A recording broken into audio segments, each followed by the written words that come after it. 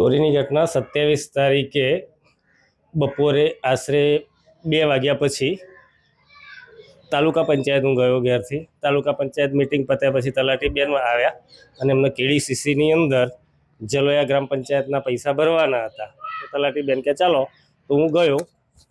ત્યાં જઈ બેને સ્લીપ ભરી. હું પોતે પૈસા ભરવા કાઉન્ટર ઉપર ગયો. થેલો બેનની પાસે મૂકેલો હતો.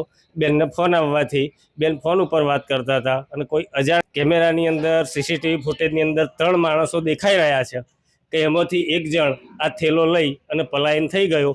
એ પછી હું પૈસાની સ્લીપ ત્યાંથી કાઉન્ટર પરથી પાછો આવ્યો. મેં જોયું મારો થેલો નહોતો. મેં બેનને કહ્યું થેલો કઈ ગયો. પછી બેનને અમે શોધખોળ કરવા લાગ્યા.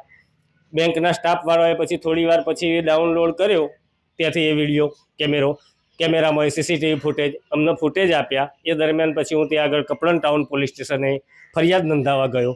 જાણવા જોગ ફરિયાદ નોંધાઈ અને પાછો પરત બેંકમાં આવ્યો.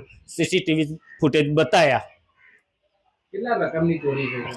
1,29,000 રૂપિયા.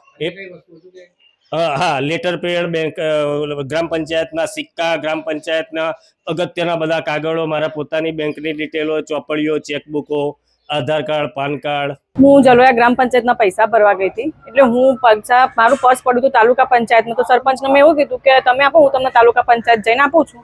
સરપંચ એમના પર્સમાંથી કાઢીને આપ્યા. હું પોતે જ ભરવા જતી હતી. પાછળ સરપંચ આવીને મને એવું કીધું કે તમે રહેવા દો, હું ભરી આવું છું. બેગ મૂકી છે કે નહીં એ મને કોઈ આઈડિયા હતો જ નહીં ત્યાં.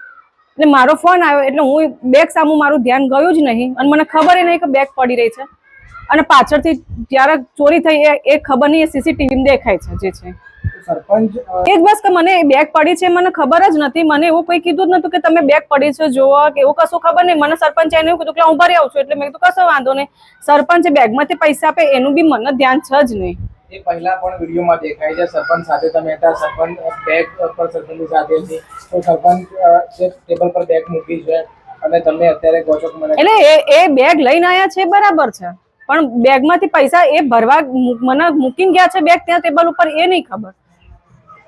તો આ દોષ કોને આપશો આ ચોરી થવાનો? એ તો ચોરના જ હોય ને, બેંક ના હોય કે બેંક કોઈ ત્યાં ગાડી 20 મિનિટ પછી ડાઉનલોડ થાય છે એપ્લિકેશન. ત્યાં કોઈ ગાર્ડ બી નથી. અમે ત્યાં શોધખોળ કરી તો ક્યાં કોઈ ગાર્ડ બી નથી. અને જયારે બેંકમાં જયારે આ બધું થતું હોય, બીજી બધી કોઈ તો સિક્યુરિટી જ ના હોય ને, બેંકમાં જયારે આટલું બધું થતું હોય તો કોઈ સિક્યુરિટી બેંકમાં ના કોઈ નથી.